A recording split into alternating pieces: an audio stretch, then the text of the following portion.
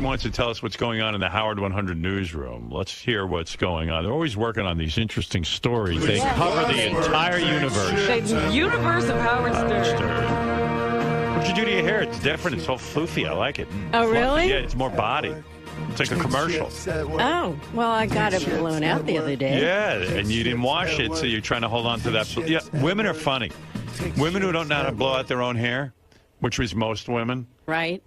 When they get a blowout, then they see how many days they can go without washing their hair. Yeah. So they won't do anything. They won't exercise. They won't do anything. They don't want their head to sweat.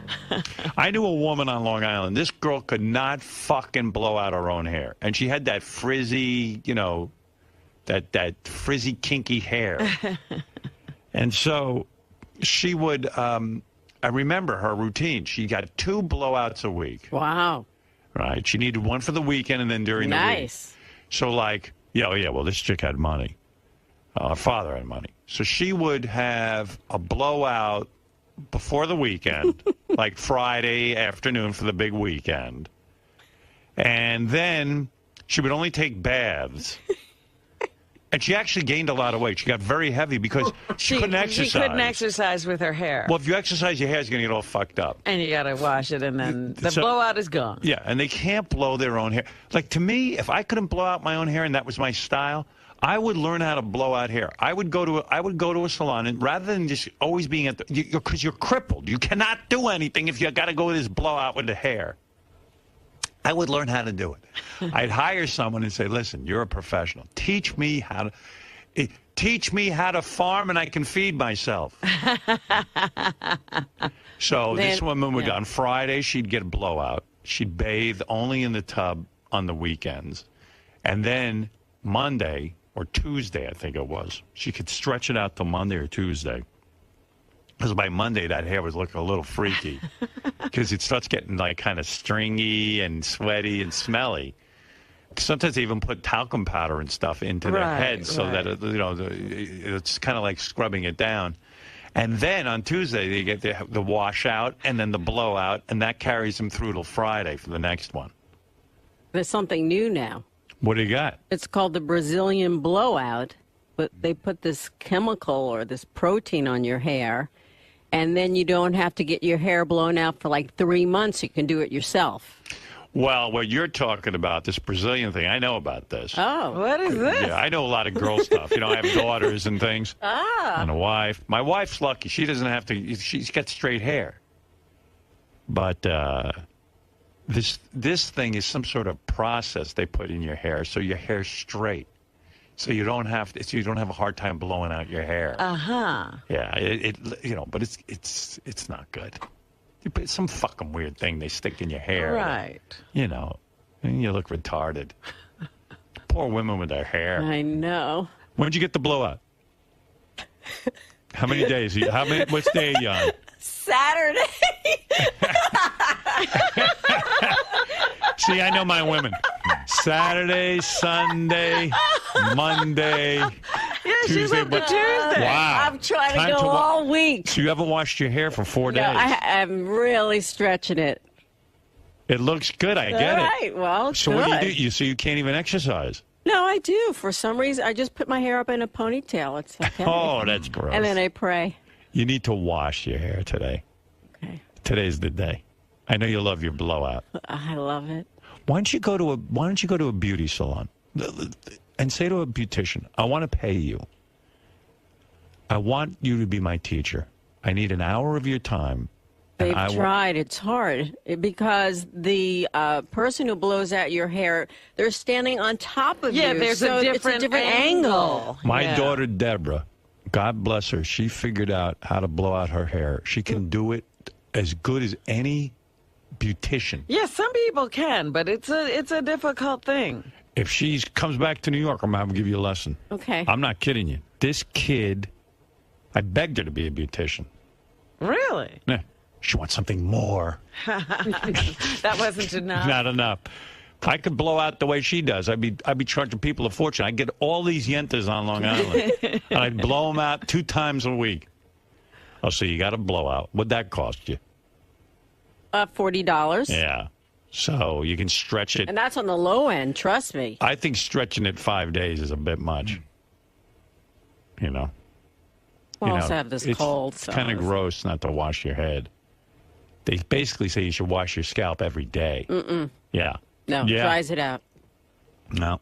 They say it's just like you wash your face every day. Wash your scalp.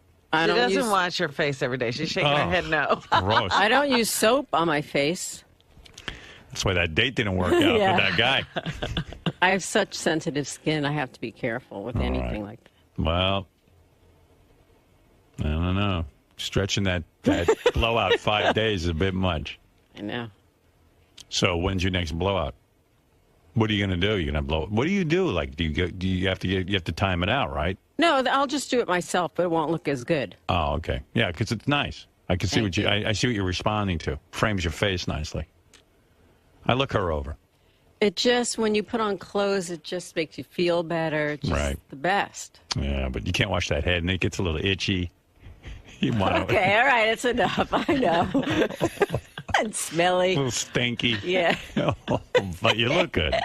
All right, anything else? Yes, we spoke to the former executive producer for David Letterman, Robert Morton, who talked to us about what's in store for Gary's appearance on The Late Show with David Letterman on October 25th.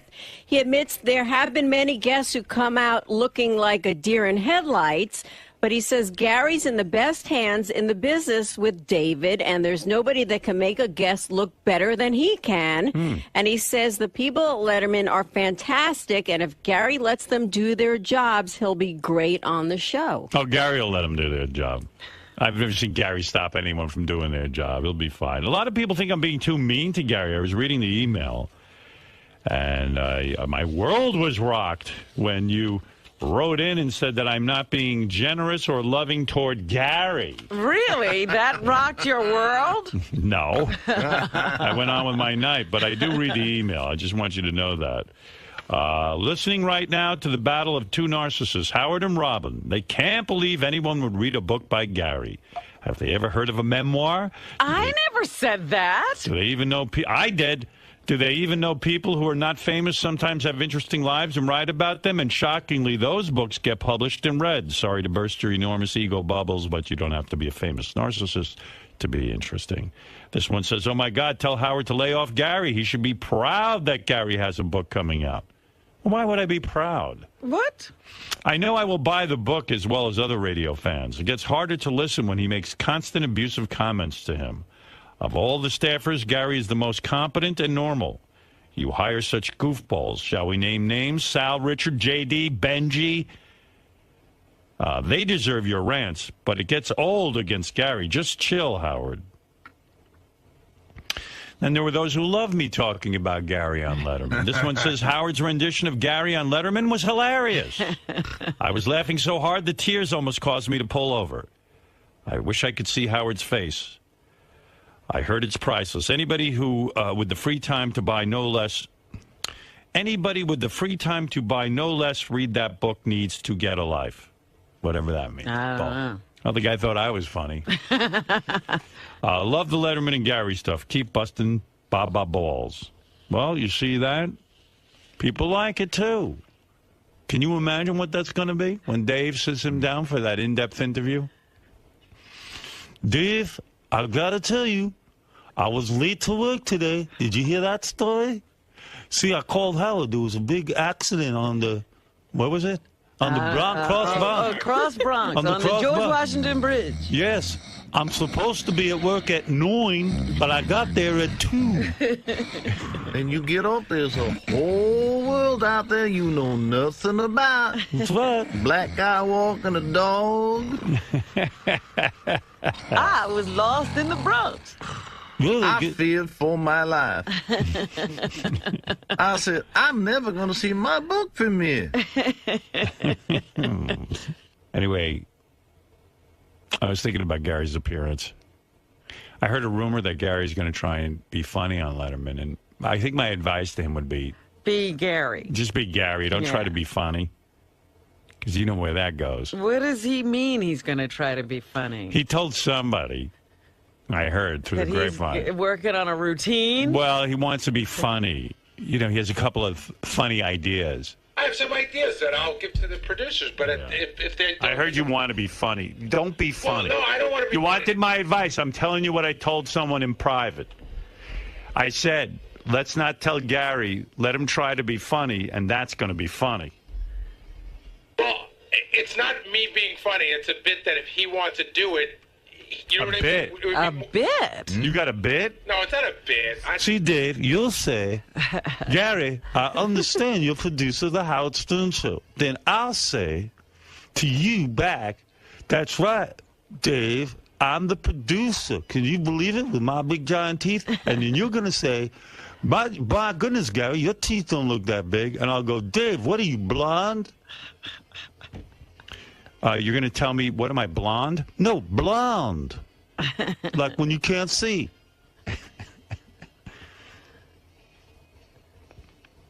Checking to see what time it is, how long it took before I made fun of you? No, I was checking. I was hoping Adam Levine was here, and I could go, oh, Adam Levine's here. I swear to God, that's what I got him under control. What is this routine he's working What's the routine? I do a great Arnold Schwarzenegger impression. You want to hear Arnold Schwarzenegger? Here it is. Stay out of my way. I'll be back. Both. I'll be back. Now, like to hear me do Christopher Walken? Now, Gary's got some idea. He's going to do something funny. I Right. know. What is this? What's the routine you want to do with Dave? It's not even a routine. Yeah. Listen, this was a suggestion. You said routine. I'm not more me. nervous I don't know. than Michael Bit. Jackson in a daycare center. I was going to say, Howard 100 News did a story on if they made a movie of the book, who would play me. And they went around the office and they asked everybody. And I was just going to say, you really get to know what people think of you. And Oh, I that's wanted good. And I wanted to that's a put up good the one. pictures of who they said because it was so ridiculous. I don't think you put up the picture. Just say it. Yeah, but just say. Well, some of the people you don't know, but if you saw a picture, it Well, would be- who did they say? Run this by. Listen, I've been pre-interviewed by David Letterman 65 fucking times. They hate when you put up pictures. Okay. Pictures never fucking fly. Dave doesn't know how to work with them. Dave gets upset. Dave doesn't Then want the to bit, show then the them. bit doesn't work. Yes, it does. No, Go it doesn't ahead. because you won't I know- like this bit. You won't know who the people. Okay, one of them. Somebody Well, said that name people we know. Mario Cantone was Okay. one. You're right. You need pictures. For Pedro from Napoleon Dynamite. Right. And then there's a guy that's really odd looking who's married to that chick Christina Hendricks from Mad Men, but you have to see him for it to be funny. Then you got to get an ape. Like, just get a picture of a monkey. Well, actually, and then somebody suggested Sal in the Gary mask, which I think is funny that somebody me just, and just get a monkey. No, right. This So is the it's just monkey a that thought. attacked that woman in Connecticut. Yeah, the monkey who attacked a woman in Connecticut. He's still alive. We were neighbors. Yeah. We were neighbors, We both live in Connecticut. Wow. I like it. But that's not a bit, I guess. It's just I like it's a story. that. You could put up the Hall & Oates guy, too. What do you think? Oats. I want Oates to play me. I think Dave will like that. I like that. Okay. All right, I'm down with that. Get the pictures. Hurry up. Start preparing. When is the appearance? October 25th. Yeah, I'm already in front of my TV waiting for that. I would like to You're going to see. sit there until he comes on. That's right. I would Don't like wanna to see miss it. Forrest Whitaker play me in the movie. He's very talented. Yeah. Are you disappointed that you can only set your TiVo 2 weeks in advance? Oh, you know what you ought to get? Like a picture of Jerry Lewis and the Nutty Professor because he has those big fucking teeth. No, but Gary could be funny. Remember when Gary was in Florida on stage and he did his stand-up? I don't remember that. Sure. Everyone It remembers. was right before I pushed Sal off the stage. Right. I can't say enough good things about this guy. You know him, you love him. He's got the teeth of a fucking monkey. Bob, Booey! Started out good. He's yelling. Everyone's all hopped up. How's everybody doing tonight? All right. Here we go. Crowd on your Yeah. side. I gotta tell you, we got an interesting group of people here tonight.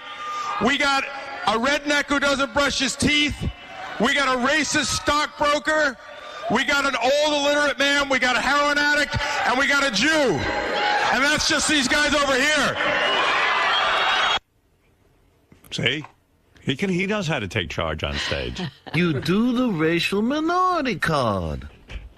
Racial humor and sexual and Italian and Hey, Vinny. Sisters like that Hey, are good. Howard. Vinny's the late night liaison to the David Letterman Yes, show. and he said he pitched Gary. Right. I heard that. East Coast. I think it's a horrible idea for him to do any shtick or comedy.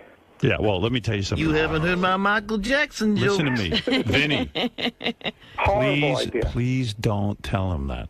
I want him going out and doing all these bits. You know, I mean, a lot of people are not going to know. Vinny. I'll whisper. Okay. Vinny. Don't do it. No. Let him do it. Because Please. it'll be funny for us. We need the tape. We need to have that look of disgust that Dave's going to have. Can I just say something? Yeah. This is not what I'm doing. These are things that I would talk to a segment producer about. If a segment producer said that doesn't work, then I just scrap it and do it if they They're want going to to do. love it, Gary. They're going to love that idea. I love that Vinny calls in as an expert. Vinny has as much to do with the Letterman show as I do. We were debating. You know what? They spend all day avoiding Vinny over at the Well, Letterman I show. thought it was interesting because Vinny was in, like in one of the news segments, Vinny said he pitched Gary. Yeah. Did you pitch Gary? Did you I actually? pitch Gary big time. To maybe who? 4 times a year. Can you imagine Dave's face when Gary comes out to do his bit? How did he get on the show? How did he get through security? And then they fire Vinny. Wouldn't it be great after Gary's appearance, Letterman goes, you know what? I listened to that fat fuck Vinny the first time, and look what happened. Fire him during the appearance. Yeah, that'd be funny if Vinny gets fired during Gary's appearance. I'm You know- a casualty from Gary's appearance. I said this on the wrap-up show the other day. One of my biggest fears is that this is somehow not forced upon Dave, but sort of pushed on Dave. And there's Who would been push it on Dave? I don't know, friends, because of Vinny, and I'm friends with Rob. Maybe people say Dave does not buckle. right. No. And my biggest fear is that.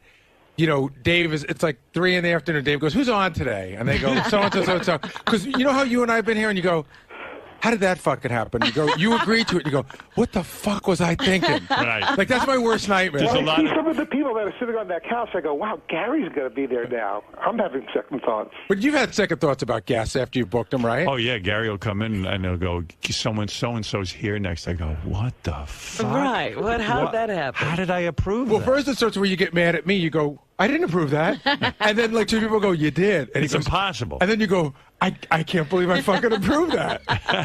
Gary, what other ideas did you have? A story about when I was working with Howard at NBC and some involvement I had with Dave and his organization. That's good. Like I'll tell them, and if they think it's a funny story, I'll tell it, and if not, I won't. But it's not a bit. And so you got no prepared bits other than the photo stuff or anything else like that? That's it. Yeah. Vinny thinks you shouldn't prepare bits. I want you to go out with But again, you tell a producer something, just Right. like here. Somebody called me, and I say, "I don't think that works." That's a good story when you used to steal guests from the Yes. Letterman show. Yeah. Yes. Well, there's a better part to that story, and I don't want to save it for the show. But I used to steal gas, and then I got called up to the main offices. Right. Gary got in trouble. I Right. heard the other side of that story actually the other day from the person. She still works there. Does she? Yeah. Oh. I thought they All were right. I thought they were calling Howard. I thought they were calling to give me a job.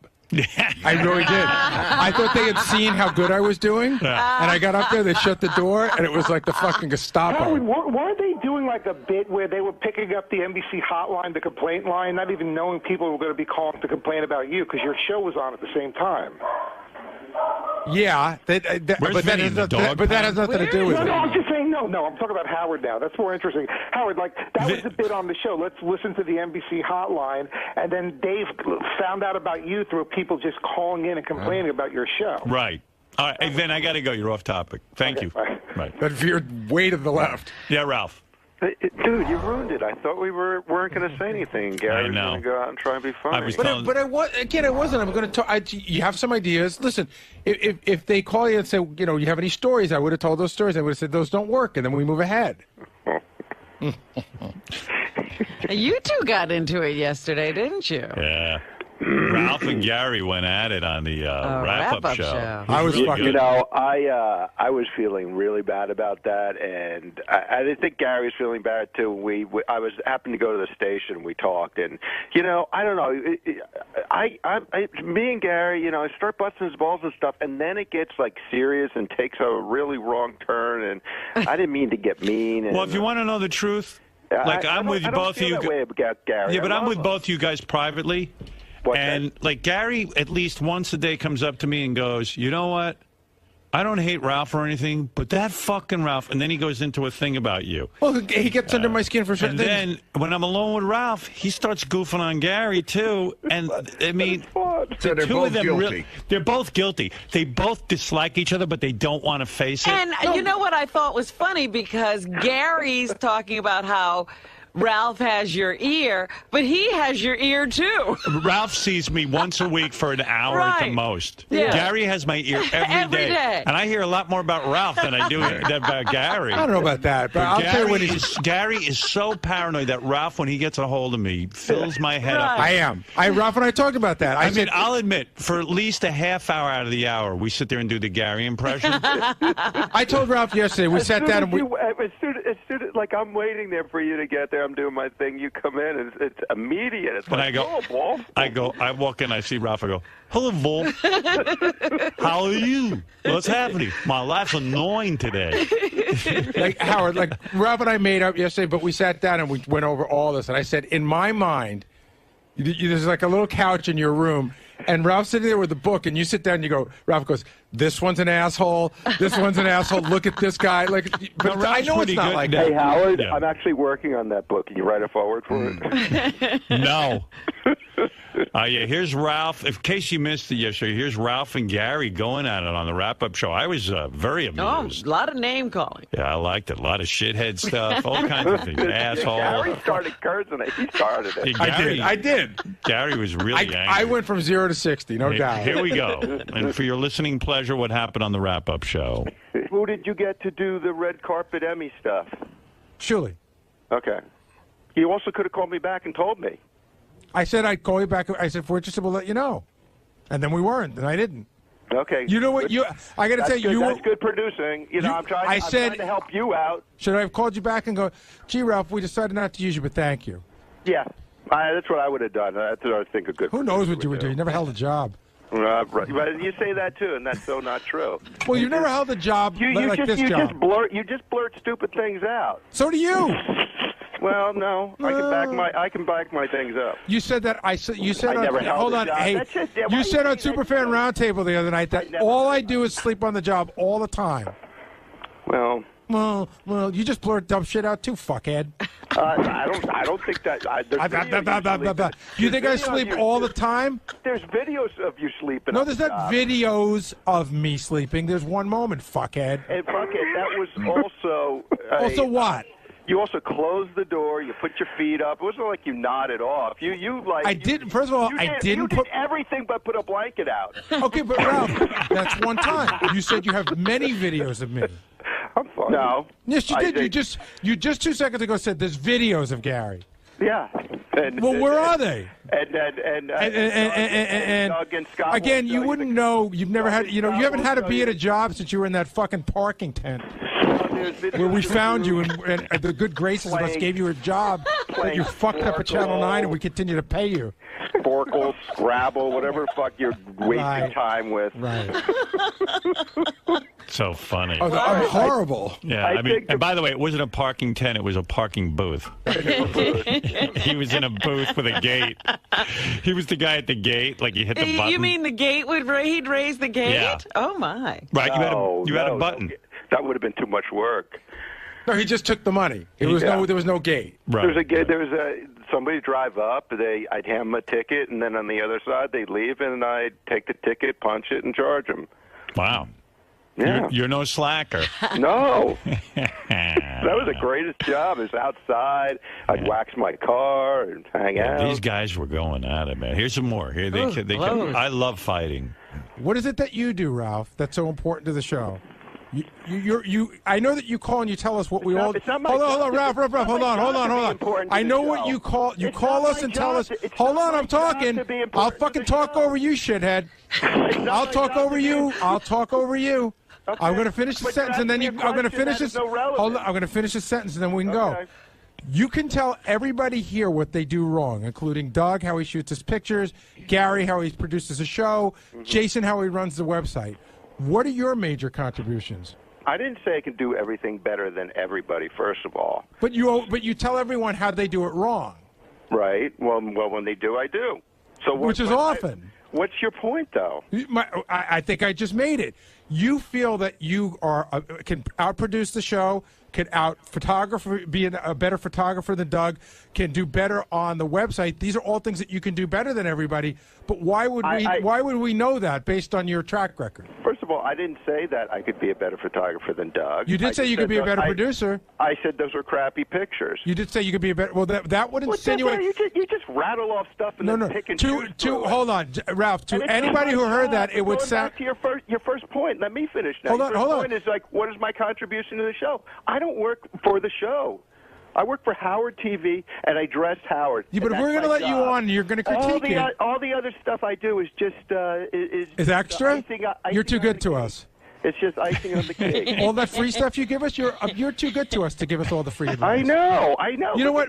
You should bill us. Your wrap-up show. You should bill us for all the contributions you made to the show. I should, and you should thank me once in a while. And then it went on even more. They weren't done with each other, these two. Do you think Gary is a good producer? For the Howard Stern show, yes. So do you think... By the way, I should give that tape to Dave of Gary sleeping on the yeah. That'd be funny. Yeah. I'll say, hey, Dave, here's Gary working.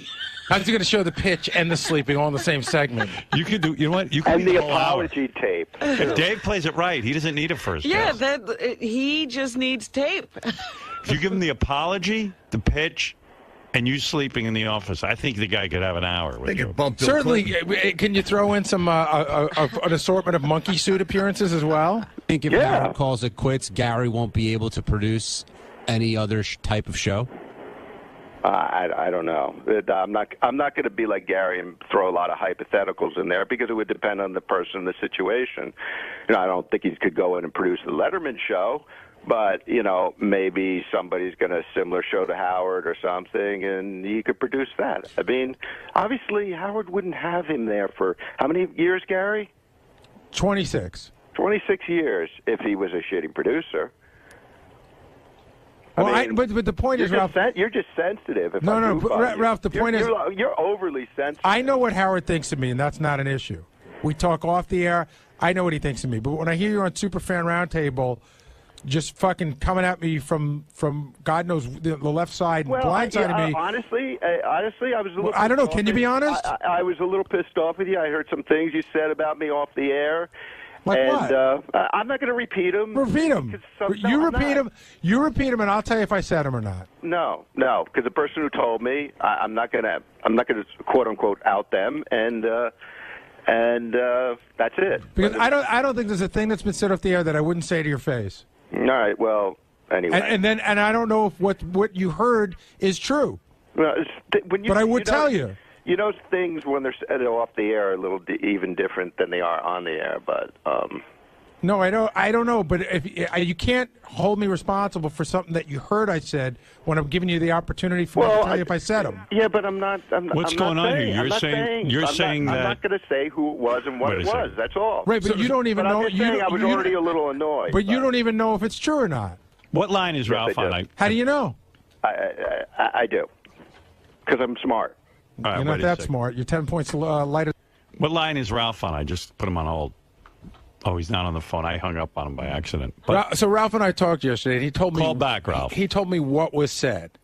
And, something I said during a break in the wrap-up show. Yeah. And it was something that I would have said to his face. I joked around.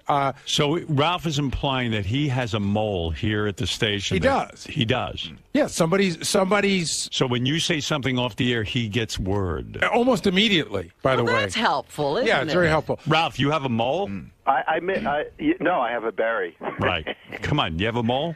Yes, I have people who report to me. I can't imagine what sort of Who a do you low think life. it is, Gary? It'd have to be who would pick up a phone and call Ralph and say, "Do you know that Gary says this about you?" I mean, what kind of a low life? Do you have a suspicion who the mole is? You do? I know who the low life is. Oh, really? I'll smoke his ass out. Who is it? He'll be in here. He'll come in. He knows who Sal? he is. No. Jason? No. Jason. Yeah? Jason. And can I tell you what it was that I said? I joked around.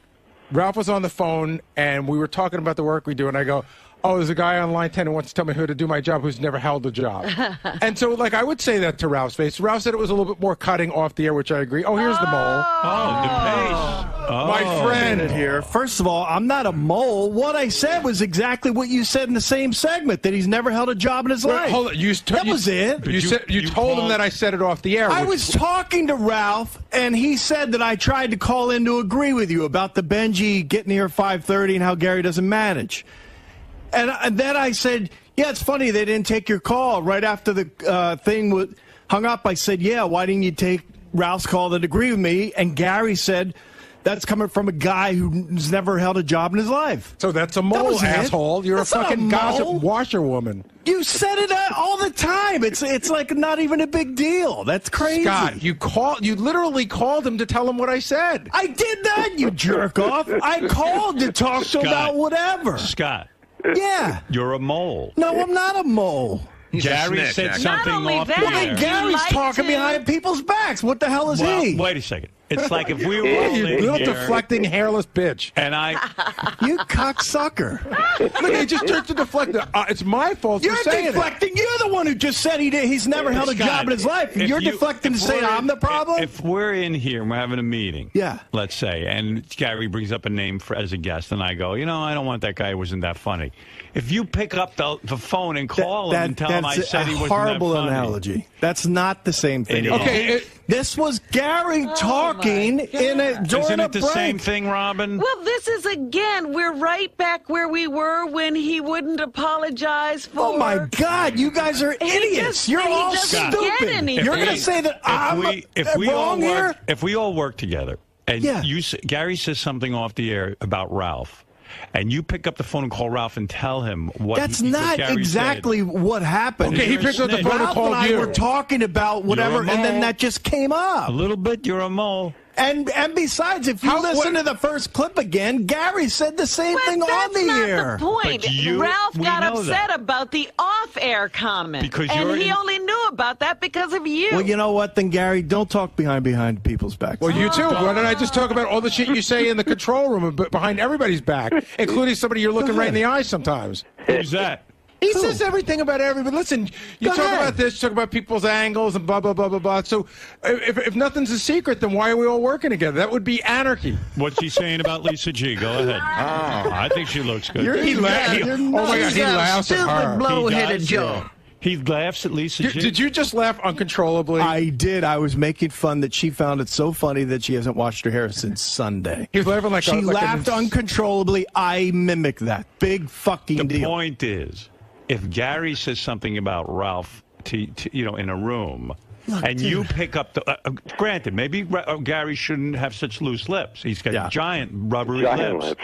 But the point is, if you pick up the phone and call Ralph to tattletale, that's not exactly what happened. You're a mole. No, he's actually a rat. You're saying it wrong. That's a mole. What happened No, was that's not a Ralph rat. and I were having a discussion. If Ralph asked him to feed him information, then he's a mole. But since he kind of did it unsolicited, he's a rat. I'll mole on Gary any day I want. I know. Listen. You know what, Howard? Honestly, Scott and I were talking probably for like 15, 20 minutes, and he just mentioned it in passing. He didn't call me. But mentioning it is in passing or otherwise is sort of like, listen, Ralph, there's things that are probably said behind my back that people don't tell me, and there's things that are said behind your back that I don't tell you because it just creates chaos. What happened yesterday? Ralph Yeah, came God, in. you wouldn't want chaos around the Howard Stern show. Well, you know what I mean. Ralph came in and apologized to I you? know. I called Ralph. Yeah. I called him as soon as I got off the air, and I said, because I knew he was on his way here. Right. And I said, hey, man, do me a favor. As soon as you get in, stop by my office. So as soon as he sat down, I said the first thing, I said, we're degenerating into a weird place that I don't really want to go to because I'm not that mad at you. And he goes, oh, my God, I feel the same way. And then it was just like. Did you guys blow each other after this No, conversation? but it was sort of cool. We sort of felt exactly the same way. Right. And we didn't know how it got to that place. And we. So now you're friends again? Yeah, we're always friends. You guys really don't like each other. The thing is, the show really brings the worst out in me sometimes. It's encouraging. There are things you don't like about Gary. Well, that's okay. There's things that people don't like about everybody. But it's not like I hate Gary. I do like Gary. It comes off that way a little bit. What's that? Comes off that way a little bit. I know. Well, yeah, because he annoys me sometimes. And, and he thinks funny. Gary's a shitty producer. He does. I don't think he's a shitty producer. You do. Just admit it. I don't. I don't know what that... I don't know when you say producer, it's such a broad term. You don't need a quote-unquote, again, producer. You don't need somebody who's going to steer the ship for you and do all that kind of stuff. Well, that's not true, Ralph. In other words, some people need a producer. There's some radio people that the producer is more important than the talent, where the producer says, at 8 minutes after we're going to do this, at 10 minutes after you're going to go to that, and the talent just listens. Howard really is the producer of the show, but he does need somebody to steer him and say, this is what's available. Absolutely. We got to do this at this time. That's right. You're a great producer for him, and I don't see anything wrong with saying that. You know. Well, you're implying that he could. But that doesn't mean Gary doesn't have other talents. It's a backhanded compliment. It's not, though, Fred. Hey, by the way, is. as long as I got the pace in here, let's get it all off. Let's get it all off our chests. DePace has been harboring a very big resentment toward Gary. Why? That he hasn't brought up on the air. Scott DePace, our director. And, you know, you should know about this. Well, this is where all of this fomenting unrest comes from. Well, is this going back to the sleeping tape? No. Okay. This is going back to, in your new book, the picture you use actually was taken by Scott DePace. Uh-oh. I don't know that that's the case. That is the case. I went back, looked through my pictures. It's number 33 of 50, half of which were like pictures of lights and crap like that for our Vegas show. It's my picture. Okay, how much do you want for it? I'll pay for it. And you didn't ask permission. I did. You know what? It wasn't as if I knew it was Scott and I didn't ask permission. I thought it belonged to someone else, so I'll pay you for it. I'd rather pay you for it and not have to deal with you than actually have to fucking deal with you. I think you said that was priceless, that picture. Yeah. It's your Picasso.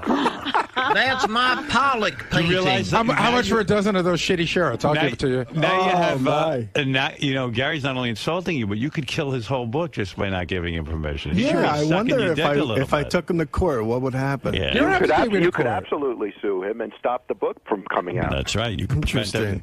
I'm filing an injunction. I did say that it was my picture. And I really didn't think it was. You should have checked into it, at least asked me.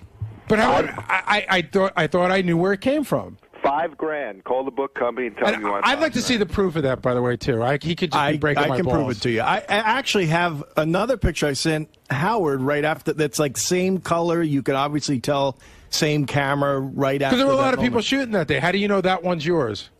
Gary, I remember exactly, and I looked at that picture. If you want to go to a photographic expert, I will let you. You're going to give Gary the picture, aren't you? Yeah, Don't bust Are you really harboring resentment? Are you really? Where do I go? Listen, I gave Howard I said, listen, I don't want shit for this picture, but Gary's wrong again. But it is my picture. He should have to do something, apologize to me for how he treated me. No, I apologize for using your picture. I apologize for using your picture without your permission. That's all you'll get from me. To this day, when I drive up to the parking garage, he literally will start running so he doesn't have to walk in. No, I don't start running. Are you two really? I talked about this the other day. It's unbelievable. Here's what happened. You don't want to talk to him. Such a baby. If Scott and I got out of the car, we used to get out of the car at the same time. Sometimes we wait for each other. Now I don't wait for him. If we got out of the car at the same time, we'd walk together. The other day, I'm not looking he literally was 20 feet in front of me. That's not true. Yes. Well, it might have been. Why would I wait for you? But Scott, he is so angry with you, and you still don't understand why. No. Because he made a deal with you that you would not use pictures of him. Yeah, and I've explained video of him. And I've explained that I had a little to do with that. No, you had everything to do with it. No, I didn't. Of course you did. Not with getting that tape to you. So did I, and so did Doug. The three of us are guilty, and accept your guilt. And you especially had to deal with Gary. Right, you probably have the most guilt because you had the conversation with me. But we're going in a circuitous conversation because he'll just, again, tell you how it's not his fault. Right. But yeah, do I harbor resentment? Absolutely. Do I want to hang out? Do we talk to each other? Yes. Are we working together? Absolutely. Has anything changed there? No. But do I want to be the kind of friends I was with him? I don't think so. Yeah. Friends you were. You know, everyone I tell the whole story to about this whole Gary sleeping thing, they all they all have the same opinion that Gary always didn't like me, and it was just this. But that's not true. Listen, you broke a trust. Gary said to you, "You're not going to use tape of me while I'm off mic," and you said, "Absolutely, I promise you." And then you broke your promise. Scott, yeah, but you know what, Howard? Gary created a whole deflection around that. He put his feet up, he kicked back, and he went to sleep during a big segment. I mean, that was just awful. And he managed to create this other story, but make it about Scott. I didn't create a story. I took again. Ralph. This is why you get under my skin. So this is why Ralph gets under my skin. But okay, I never created a deflection. They made fun of me they still make fun of me. It's in every fucking joke. It's in songs. Every time I hear it, I cringe. It fucking bothers me. Right. Okay? So I dealt with it, but this thing with Scott is real, and if it would have happened to you, Ralph, you'd be just as pissed. If somebody fucked you over like that, you'd be just as angry. But he's right. You did. You Hold on. Wait a minute. I'm not talking to you. I'm talking to Ralph. I've already dealt with you. Ralph, if somebody fucked you over like that, how would you feel? I said at the time, I'd be so pissed off. I don't like people when they record me when I don't know it, and that's a total invasion of privacy. Right. But I also would never allow a camera in my office or in my house, and then if I was going to go to sleep, I would certainly throw something over it and cover it. I mean, you're sleeping on camera. You got to take responsibility for what you did. I have taken responsibility for what I did. Why were you so tired that day? I forget. I ate 7 black and white cookies. He's probably writing his book all night. Yeah, right. He was writing his book. Nobody's going to read your book, Baldy. He was up stealing your pictures. That's it. I'm not giving you my picture. Take that back and apologize to me right now, or I'm not giving you the picture. Fuck you. All right, you're not getting it. You're taking away the rights to your picture? Right. Sue me. Okay, we'll be at court then. Who's your book company? Simon & Schuster. All right. Hope they have deep pockets. It'll be Simon, Schuster, and DePac when I'm through. You should have a lawyer call over to them today, Scott. He'd have to pay for one. He didn't like doing that. One last thing about this mole comment. I called Ralph yesterday after the show and said, listen, if that was me that you're talking about, because I didn't know, by absolutely go ahead and say that I said that, because I don't hide behind those guys. You know what? I would have said who it was, but quite frankly, I forgot. I didn't even remember who it was. Well, anyway, there's obviously a lot of bitterness that Gary in the morning avoids you and walks. Well, he does the same thing. Listen, even when we were alleged friends, he gets out of Scott's very odd. Even when we were like buddies, if he gets out of the court 2 minutes before me, he just walks. He just wants to do what he wants. So it's not like we're a couple who walk to work together. You're crazy. Who do you like better, me or Scott? Everybody, Brian, me, and Sal, we would have these walks with Gary where Gary would just take over the whole friggin' conversation. And suddenly you're not even there. He's just yap. In my world, you're not there anymore. You're invisible, except for that fucking shining light on your head. Gary tends to dominate the conversation, I guess. Oh, my God. Oh, my God. Hey, what happened? The guys would be walking to work and Gary was the only one allowed to talk? Yeah, and we would all sit there and look at each other and go, Jesus, he doesn't shut up. You know what? He's being... Hey, guys, is that true? That's absolutely true. Really? Sal and Phelan will back me up. Unless they're pussies. You know, this feud has actually gotten, it's gotten so sad that I had Gary out to my house this summer with his wife, and I said, Beth said to me, gee, maybe it'd be nice to have another couple or something. I said, I'm dying to get... I'd forgotten you guys were having a feud. I said, gee, I like socializing with Scott DePac. And his lovely wife, Pam. And his wife, Pam. I like them. Fantastic lady. Yeah. And I said, and Gary... And I went, oh, no, Gary's at war with Scott. So I never called you. But listen, I didn't tell you to do that. And everyone has. No, you didn't. And everyone has. You got to consider you were coming over. I'm not going to have Scott over when you're over. But you know what? Everyone has a circle of friends where everyone doesn't get along. You would have thought you would have thought that was really weird. Out of all the people, if I invite Scott DePac, you really. Oh, sure. It would have seemed like you were breaking my balls. Right. And I didn't want to do that. I really slipped my mind. I thought, we all like each other. We'll have fun together. We'll have a good time. And it actually was for when you had all the guys out, I think. And Scott, I think, holds me. He's not mad at me, but he's mad at the situation. He wishes he would have been invited. I knew not to have. Of course, that's and I love twice Scott. You blocked and him, you did say you would have another one, and I would be invited. I know. I do have to do that. But I love Scott. I do.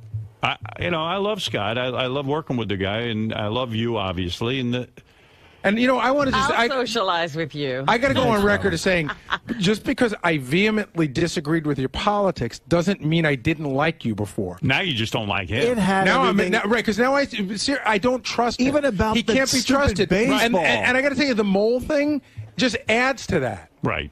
It was I can only listen. I'm only being bad or a mole if I think I'm being a mole. No, I you're a was mole. just having a conversation, You're a mole. and I happen to say Okay, something that I've heard you're not Gary a mole. say If I 1,000 times. If I said something around here in private with you in the room because I trust you and I know you and you're one of my guys, you're a bro, suddenly if you pick up the phone and tell Ralph, hey, you know what Howard said today in the meeting? But you're painting a different picture than what happened. That's not what But you happened. know what? Anybody would have handed that tape over to Gary. I'm sorry. No, Anybody. and I'm glad he did. Yeah. I'm so confused. You're not a mole. You're a washerwoman. What does that mean? Like a gossip, like a gossipy girl. Right. And you're sleepy. I mean, what the fuck? Wow, that hurt. Ooh, ouch. If I ever were going to fall asleep at work, I certainly wouldn't put my feet up and just kick back the way he did. Like, I don't fucking No, you don't care. fall asleep. You just leave early to play golf. He didn't care what was going on this show. He just said, fuck it. Don't miss a tea time. Well, that That's is right. true. It was Wolf, nap time. I don't care if you need me. I got to go to sleep. You can accidentally fall asleep maybe where your head leans back but man, that was just fucking Flagrant Yeah. violation. What? Fuck him. Fuck him. Fuck him. Fuck him in his picture. I'll you know what? I'll get every book and rip the fucking page out. All right, if anybody gets Gary's book, what page is that picture on? Don't know yet, but send it to Scott. I'd love to have his fucking mailbox You overflowing can with have his... all his pictures back. All right, listen, I'm trying to think, how can maybe I could give the picture out or something or ruin it somehow. Is there any way to... I don't know, use your 121 IQ and go figure it out. You're a 122. genius. You were 121, dummy. Oh, yeah. Dummy. You two are too much. See, the problem is, Howard, you love people arguing too, and we all like to please you, so we all end up arguing. Hey, don't blame this on me. By the way, To that That's rationale. convoluted. That's convoluted. Wow. Scott, Gary, Ralph, continue Time for this. Gary's nap. He's got to go. All right. Oh, Oh, boy. Gary had to go to sleep, Ralph says. So we interrupted his nap. I didn't realize all the guys were like at each other's throats like this. There's a couple of guys here, yeah. Oh, there's more that I know about of people who Really? don't like other people. Oh, jeez. I don't even bring it up. Yeah, there's a whole thing. You're at work. We forget this is work and that people, aren't going to get along. I could make a chart of who likes who and who's on what side. Really? Yeah. It's almost like the mafia. You have 5 different families. It's very cliquey around here. All right. Like, I always thought Jason and Will were like best friends. And they're not. No. That was a surprise to me, too, when No. I finally realized that they're not close. No. They don't even like each other. Well, Jason, I think, likes Will. Will doesn't like Jason. Right. Yeah, it's a whole thing. But that's not even a tenth of it. That's tip of the iceberg? Tip of the iceberg.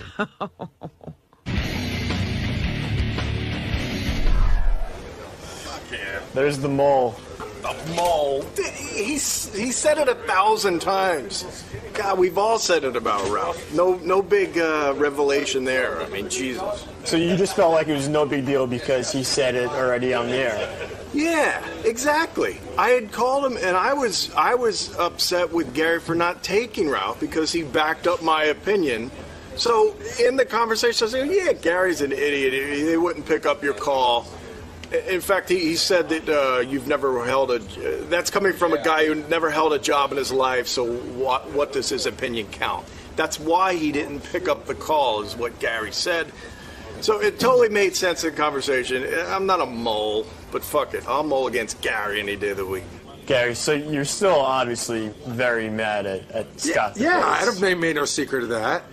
Now, do you think you would be as mad about the small thing if he didn't catch you sleeping?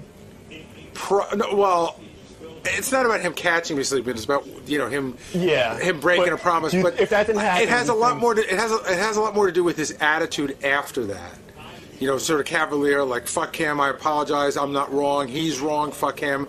So, yeah, that helps, piss me off. But, yeah, no, listen, we're all talking all day long, and people say things about each other. It's, sometimes it's in the heat of a moment. So if that gives me permission to, every time I hear Scott talk negatively about someone, email them, then so be it. What's happening with this picture? Is he going to get it? No. I want the rights. I mean, I own it. So unless he makes good, and somehow he better figure out how to make me happy, or else it's mine. So he doesn't necessarily have to pay for it. He just has to apologize. I said to Howard originally, all it was I totally will give him the picture. I just want Tell you what, an apology, something on the air. That, half of it was in humor, but once he takes this angle, then fuck it. It's my picture. I want some serious cash. All right, we'll see what happens. All right. And now he wants something for this picture. Yeah, I called the guy from Getty Images called us. It's one of the biggest photo services in the world. The going rate for a photograph and a book is $80. I'll give him $200. So you'll be fine paying him for it. Sure. I don't need to be in his debt. No apologies for it? Because he said he wanted that. Too. No. I apologize for... See, again, you would apologize if I knowingly took it from his book and said, fuck Scott, I'm just going to use it. That would require an apology. I thought it came from K-Rock, which Howard owned the photos, and so I unwittingly used Scott's photo, and for that I apologize. And for nothing fucking else. Scott, so I just talked to Gary. Yeah. And he said that he contacted a photo company, and the going rate for a photo like that is around $80. But he's willing to give you $200. $200? That's a fucking nice picture. Gary really wants that picture's perfect because it shows all the guys on the show. It shows Gary in some sort of position.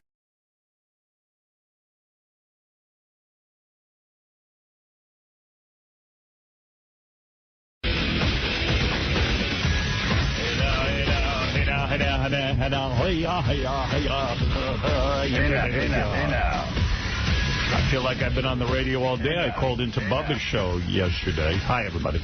Oh, did you? What time? Because I was listening. I didn't hear you. I was on with Ronnie, the limo driver, for a good half hour. Ronnie called in? I missed all of that. Ronnie called in, and when I heard him yapping away, I figured I'd call in and kind of tell him again what he understands and what he doesn't understand. I think, he forgot. He got it in the morning, and he forgot as the day went on. Because I heard him on the wrap-up show, and he lit into some listener who just said, Ronnie, you can't go to a formal event, somebody's wedding, and start spewing profanity. Yeah, and then he starts screaming, so I called in and I said, Ronnie, you're not getting it. Just by yelling and screaming now, you're not understanding. He goes, well, I understood right away I did something wrong. I go, yeah, but you keep doing it over and over and over. Defending it and then doing it. Yeah. And, I don't know. And I understand Bubba saying he wasn't upset, but like you said, if it wasn't Ronnie from the Howard Stern show, he would have been. Yeah, he would have been. Yeah, because it's Ronnie from the Howard, the key name there, Howard Stern show, and that I'm associated with. You know how Ronnie's getting, though, with callers on the wrap-up show? He immediately dismisses them. Do you know who Russ Salzberg is? He's a sports guy, local sports guy. He used to have a talk show on FAN. And you wanted to strangle him because a caller would call in and literally just go, hey, I want to talk about the Mets. And he would go, whoa, what do you know about the Mets? Immediately just insulting the guy. Right. And that's what Ronnie's like. A guy would go, Ronnie, I want to talk to you. Fuck you, asshole. What do you want?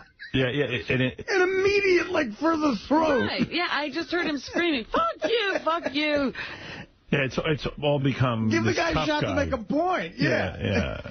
But that's kind of what he's like in real life. I mean, there are times, like I'll say, Ronnie, and now he's gotten better because he has like 50 guys driving for him, but when he used to just drive more, I'd say, hey, Ron, I want to go to such and such, and he'd be like, what?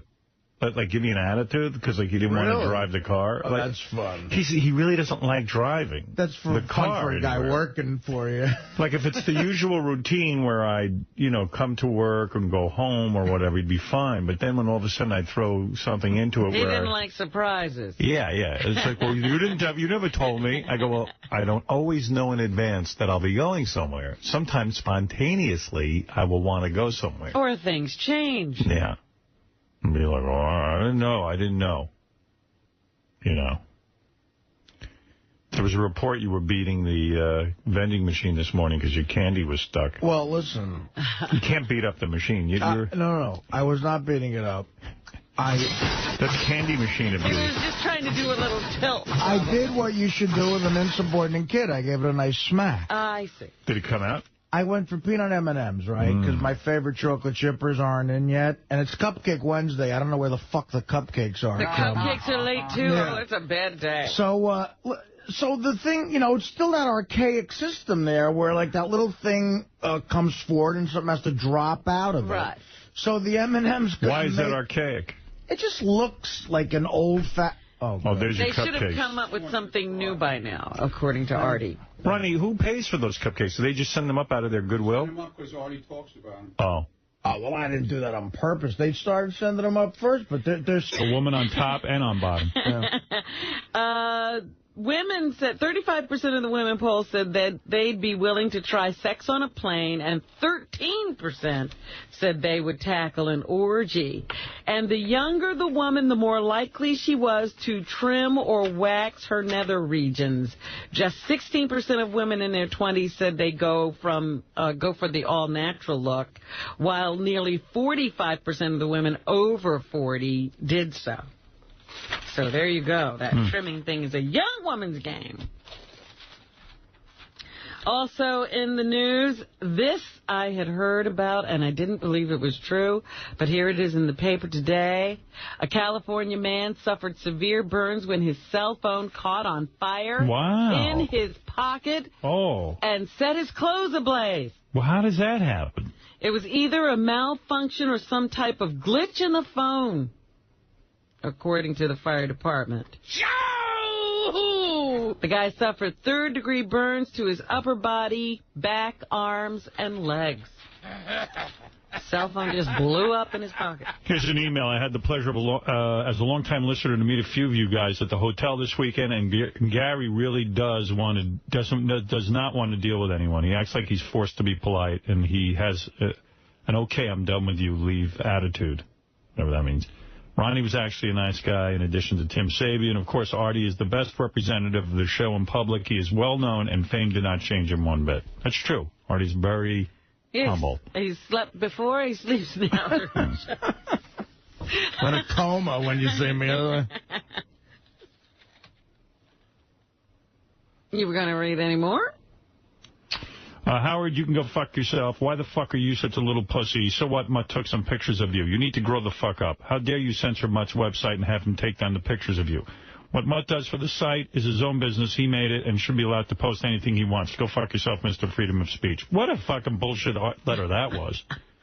I mean, dude, we're at a private party of mine, and Mutt's snapping away like the National Enquirer taking pictures. I didn't know we were doing a shoot. Can't you understand how that might be a little annoying, sir? Yeah, I mean... He goes, yeah, Mutt can do what he wants on his website. His website is a result of me taking down my chat board. Yes, and he can do anything he wants with his website. Yeah, but he shouldn't take advantage of a social situation. Howard, shut the fuck up, you overrated loser. Mutt is great and adores you while you shit all over him. Fuck you. When did you shit on Mutt? I never shit on Mutt. I'm good to Mutt. I bring Mutt, to a lot of things. We give him a radio show here, and I like the guy a lot. It just bothered me that what I thought was a private party was Mutt's opportunity to take a bunch of pictures of me. Hey, did you see in the news a bunch of law students got together to form a group of people to fight XM and Sirius merging? No. That's funny. What's that all about? It's just a bunch of bored lawsuits. What makes me sad about it is, and by the way, I don't care if they merge or not. Part of me says a merger would be good for the company, and part of me says it wouldn't be good for me. I don't know how good it would be. I kind of like that we're kicking some ass.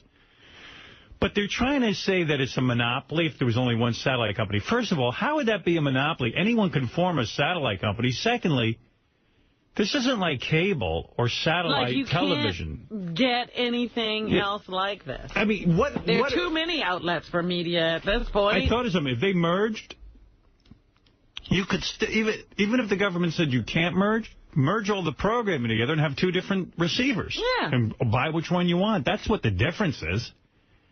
So, I don't know how this works out legally, and I don't care. I'm not pro or con one way or the other. Right. It could probably be either.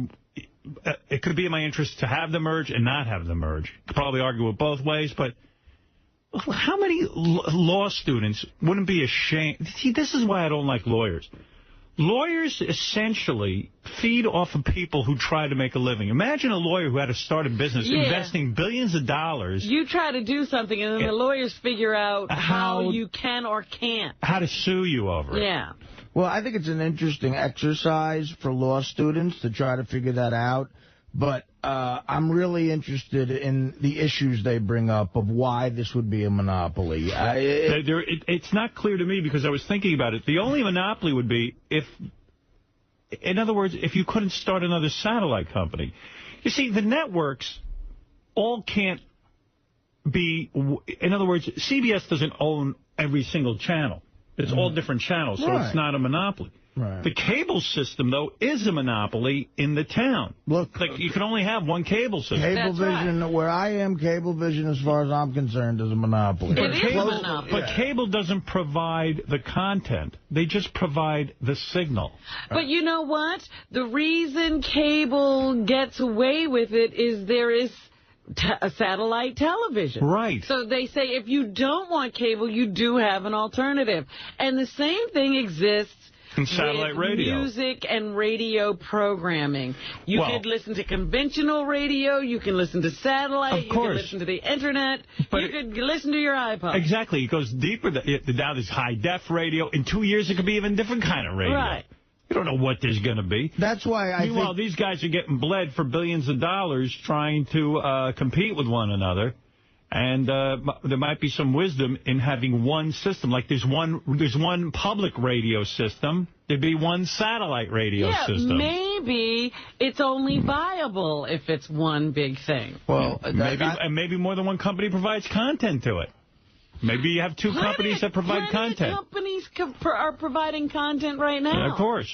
You got the NFL, you got all different kind of people. If I was a law professor, I would say that would be an interesting assignment. Look, make up a bullshit argument about why this is a monopoly. And I'm curious, what do you cite? Of course, anybody else could set up a company if they want to. They're doing it already. There's already all different kinds of radio. There's terrestrial radio, high-def radio, satellite radio. Yeah, this is just another form of radio. This is more freedom. It's not less. Why don't we have more than one terrestrial radio system? Why is there only one?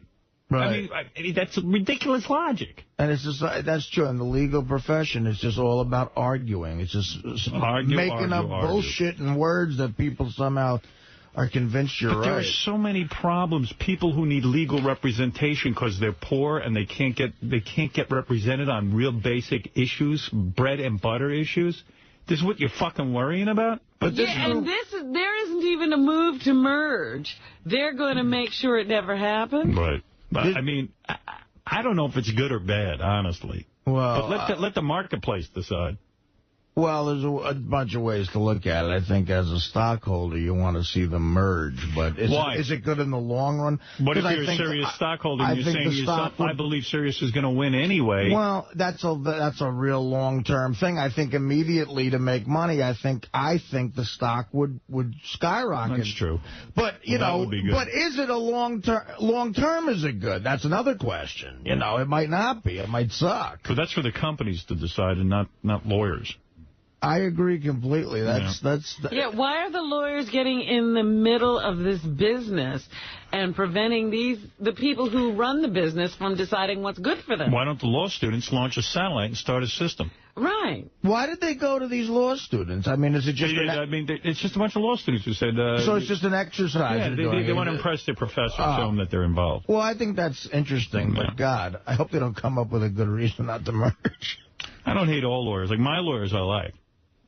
Right, yeah. Well, that's the old joke. But I hate every lawyer except yours. If they were against you, you wouldn't like them. No, I wouldn't like them then. I like them my team. On your side. What else you got there, Robin? The woman who was in here yesterday, Tricia Helfer, she told Chauncey Hayden that she has webbed feet. I didn't know that. He was looking for some imperfections. She said she did have some. Her feet are webbed. I would have liked to have seen that. That would disturb me. Maybe she is an alien. So are we going to believe this? Just like how... I don't know. Ralph Chauncey's the source here. And how good a life is Tom Brady having? He's a great quarterback. He's on the New England Patriots, and now they say he might be hooking up with Gisele Bündchen. Nice. He just dumped his actress girlfriend, Bridget Monahan. Yeah. And the Crafts had asked Gisele to come and watch the football game the other week, and he got to meet her, and she had already said, she thought he was a hot All-American kind of guy. So that was as a matter of fact, when I watched the Eagles playoff game with my buddies recently, that was the loser question of the night. Who would you rather be, Derek Jeter or Tom Brady? Tom Brady. Well, we all went with Jeter because baseball's a much easier game to play. That's true. Your Brady knees stay intact, Right. and Jeter makes more money. But Brady's a better-looking guy, right? Isn't he? Like, he gets more pussy than Derek Jeter? I don't think so. Jeter's fucking supposedly Jessica Biel now. He went from Vanessa Manillo or whatever the fuck. Yeah, but Brady's girls are better. Hey, man, they both get enough pussy. I just think that Jeter... Yeah, there's all quality pussy, too. I mean, I'd say Brady's quality of pussy is better than Jeter's, and I got to stand by that. I don't know how you can say that. Jeter has on his Who's list he got? Mariah Carey. Oh. Back then, she was Mariah Carey. Okay, go ahead. Jordana Brewster. Don't know her. Who's, oh my God, she's gorgeous. Go ahead, give me some names. You know her. Jessica Biel, Vanessa Manillo. All right, now give me Brady. Yeah. That one that he was just broken up with. Am I missing one, Rob? The one he just broke up with is unbelievable. Yeah, she's hot. Bridget Moynihan. She's hot, absolutely. Gisele Bündchen. Well, yeah, she's hot, too, but... I don't know, man. I'd rather be Jeter just because more money, longevity. All right, you got a point. Jeter will... I say Tom Brady, but that's... Joe Namath can't walk right now. That's true. And I don't care if the team is struggling. He's struggling. But look, Tom Brady would be nice to be for a weekend. Maybe you're right about the health issue. Let me remind you, Howard TV has taped a very special show for Tuesday that will be ready for a great, entertaining alternative halftime show on Super Bowl Sunday, February 4th. The game is called Stupid Bowl 3, the boys versus the girls. Boys team Jason, J.D., Richard, Sal, and Siobhan against 5 drag queens. There's the picture of team...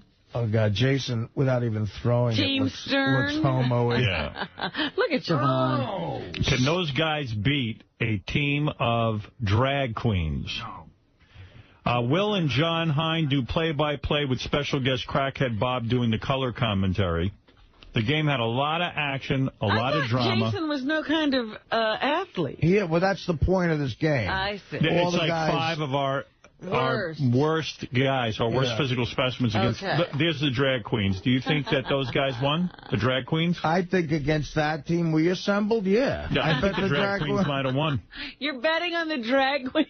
The game is a... I've seen those guys throw and catch. I mean, Sal can't throw or catch the ball. Oh, my The game is a flag football game. There are 4 hot penthouse pets as cheerleaders, so it just doesn't get too gay. Also, the game will be available on Howard TV starting on Super Bowl Sunday. It's a perfect opportunity to check out our halftime show. And it's guaranteed to be more entertaining because, you might even see some titty on our thing. I don't think that's going to happen on Super Bowl, not since Janet Jackson. That looked like fun. I wish I would have known. I would have went out there to egg them on. Prince will not be showing teat. Teetsky. Anything else, Robin? Yes, Naomi Campbell was in court yesterday, and she copped a plea. I think they lowered the charge in the incident where she threw a cell phone at one of her household staff. She pleaded guilty. I'd just like to say, where's my helicopter? You need to be in the helicopter? Yes, I do. Naomi Campbell is a real black woman, and black people are hot-blooded. And, you know, where white people think beating somebody with their cell phone, for example, is violent, in our community, sometimes that's how we settle things, you know. So I just want to say... I don't think you should be talking for all black people. Well, you know, I mean real black people, not like rich black people like you, Robin. I'm talking about the real black man who... You know, knows how that black man can get angry at white society. This woman is a supermodel. She's a rich black woman. Yes, but, you know, she's very black. She's very, very black. Her blood runs deep. She's a real sister. And, you know, the fact that her maid or whatever, she get into altercation, I do believe that, you know, she should be cut some slack. Well, you have to guess that she's probably very creative since she's so moody and volatile. You know, I will hit a bitch with my sneaker, like, you know, if she's out of line. And are you hitting any guys? I mean, I love how you're always talking about how you can beat up I will beat a brother's ass. Yes, I would. I'd like to see that. Yes, I will. Yes, I will. A lot of time I do. That's the way of the street, man. Sometimes I got to settle that. Every argument settled by the fists. Well, 911 ain't going to help me, brother. 911 is a joke in your town. It's a joke in my town. It is, just like that song that you played. Really, you shouldn't even play because you don't even know shit about it. Well, let me tell you what kind of sentence Naomi got. Go ahead, because it's going to be a far. She was sentenced to 5 days of community service. Oh, that's okay. That's no big deal. And 2 anger management sessions. Yeah, because she would crumble in jail. She would crumble. You know, she can't. She's not ready for jail. No. And she was ordered to pay a $363 medical bill. That's nothing. That's nothing for her. She could have spent 7 years locked up. Right. I admire that. All right, that's okay. There you go. So she gets... I wish they would make her do her community service here. I mean, at least make it some kind of punishment. Send her to us.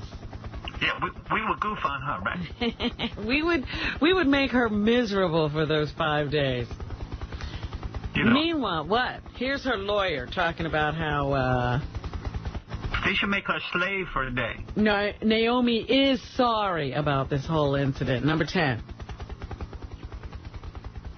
That phone that she threw did hit an employee of hers, but that it was not intentional, it was an accident, and that she was very sorry about it. Not intentional. She didn't Nothing more arrogant than beating someone with your diamond-encrusted cell phone. I mean, what is that? God. She did say she heard the woman was injured, and she is sorry. Hey, Howard, you just upset because a black woman have a maid. Like, we ain't supposed to have a maid. And that was no black maid. You know, I'm sure she had like a Hispanic maid. No, this woman was not Hispanic. Right. I think she was Eastern European. Yeah, that's all right. You know, I mean, it's really bad when a black woman had a black maid. It don't look right. You got a maid? Who? You. Yes. Black man, black woman? A black woman. You have a black maid? Yes. See, that ain't right. Why is that right? Because you're black yourself. But the woman wants a job. Yeah, well, never mind. It don't look right. See? I don't know. She probably resent you. No, she doesn't. Probably like, look at this old uppity up here. Walking around like a princess. She's a very fine woman, and we don't have any problems. Thank you. I'm surprised, no. I'm sure there's some kind of anger issue. I know I would get angry when I see a black man in a position of power taking advantage of me. A black man in a position of power, how would he be taking advantage of you? You know, him being better than me. If he gives you a job, he's taking advantage of you. I don't want to clean his house, clean his shoes. You don't want to work for a black man. No, I do not. You know, I've heard this before. They say that, you know, business women, you know, black women who need nannies, they can't find black women to be their nanny. We would like something else. Makes sense. Yeah, we want to be above somebody. You That's know, crazy. When I see a black man above me, he's almost white. See? I want somebody to be above. I'm sick of being down here. I have only Mexican help. I would like a Mexican. Yeah. If I had that kind of money like you. Who are you? Who are you?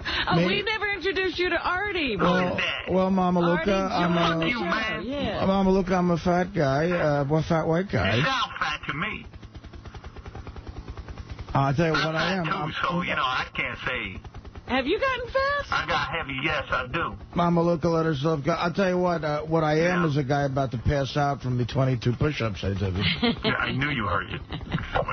I knew you heard it. I'm not hurt. Howard's talking to you. I'm in the helicopter. My head is cloudy. Oh, dear. It's not bad. You all right? You want to go lay down? No. I'm kind of high from it. I feel good. Yeah, they say it's exercise the blood high. moving around. You've got one of those runner's highs. Endorphins have been released. Your body is in shock. I got used. That's not bad. I got to the point where I don't need any drugs. I just got to move around and get out. Just get 22 push-ups. You're there. I feel so good. I'm going to see. Now I got to try not to sleep when I get home. I'm sleeping. Yeah, what am I going to... I take a nap. You're already sleeping here. You've already ruined it. Do what I do. I sleep right in the back room there. I got to set my alarm now. Yeah, but that's what you got to do. No matter how bad it gets, you got to wake up in a half hour. Just take a little nap ski to take off the edge. Right. Are you okay, man? You look a little out of it. I'm a little woozy from the push-ups. All right. But I'm thinking. Robin, I better let you get to the news. All right. Angie and Brad have decided to move to New Orleans. Yeah. They and their 3 children are going into that city. They announced at the beginning of the year, or at the end of last year, that they were going to pay more attention to New Orleans because they wanted to focus attention. They didn't think the recovery was happening fast enough. So now they are living in a mansion in the city's historic French Quarter, and they plan to send their children to a local school down there. They found like the one place in America that could be like Africa. Yeah. You know what I mean? Like a poor country that they could go save. Right, it's a third world area right now. Let's do it out of their minds. One source suggested that the paparazzi plague Jolie also may be interested in finding some refuge from the cameras. They say she's interested in befriending normal moms so she can do things with the kids. I saw how normal she was at the Golden Globes. She was too good to even talk to anyone. She'd fit right in. I have always loved New Orleans. That is a great town. But if I lived there, I'd be 400 pounds. The food. The beignets. You ever have a beignet there? What's a beignet? In the middle of the French Club beignet. In the middle of the French Quarter, there's a little coffee shop that sells this fried dough dipped in powdered sugar. And they're called beignets. It's open all night. You go drinking all night. You go get a beignet with a hot chocolate. It's unreal. You know how to live, my friend. Yes, but...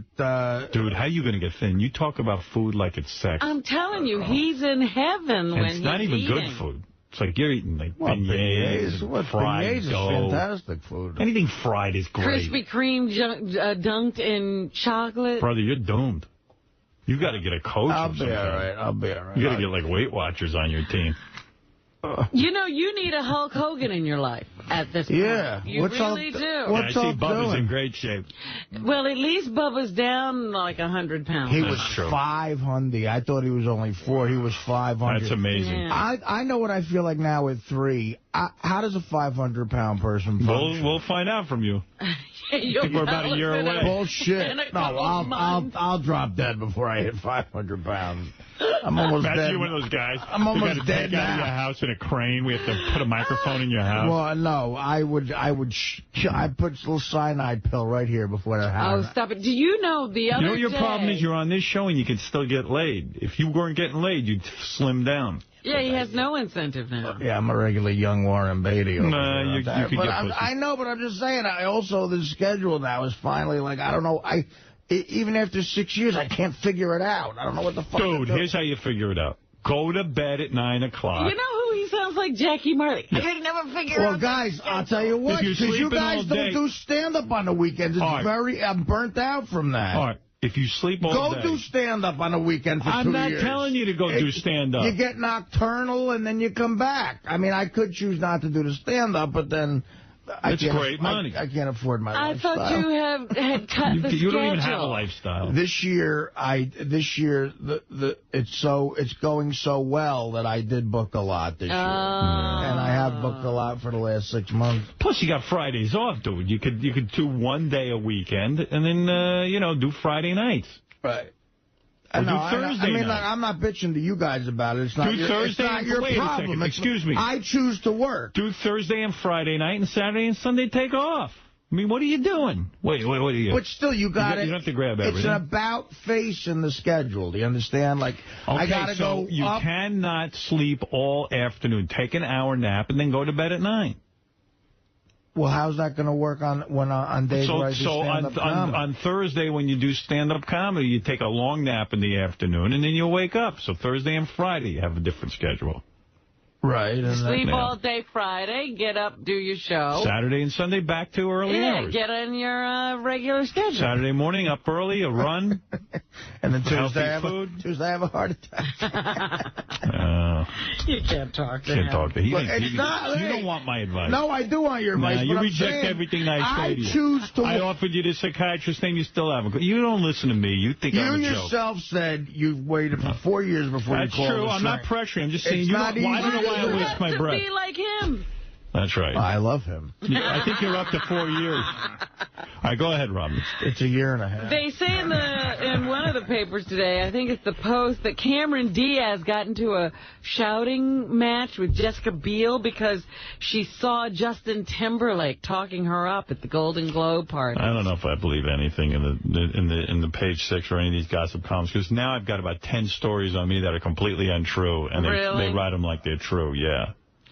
So you don't think that she's hurt that Justin is gone and he's already chatting up some other girl? No, I don't think she was stalking him in a room and like going up to him and saying you shouldn't be talking to her. I just don't buy it. She's not that hard up. That's crazy that you don't buy that. No, I don't. There's only been 2 blurbs about me that are gossip blurbs in Page 6. One was the one the other day about the Fox deal. That was accurate. But one was about a weekend I had drinking at the Borgata. Right. It was 95% wrong. So they're 1 for 2 with me. That's a bad average. And from what you say, never. Starting from when they had me buying a car for a stripper, there's not been 1 ounce of truth. It's hard to believe anything sometimes when you know for a fact, like firsthand. Although they do, like sometimes they report on stuff we say on the show, and that's accurate. But that's or like about personal life stuff. They'll mention a joke at a roast or whatever. Right. That's just verbatim. But gossip stuff, it seems like they're off. But you really don't think Cameron Diaz could be upset that Justin is gone? No, he's nothing. She can get anybody. You told me she'd hit a wall.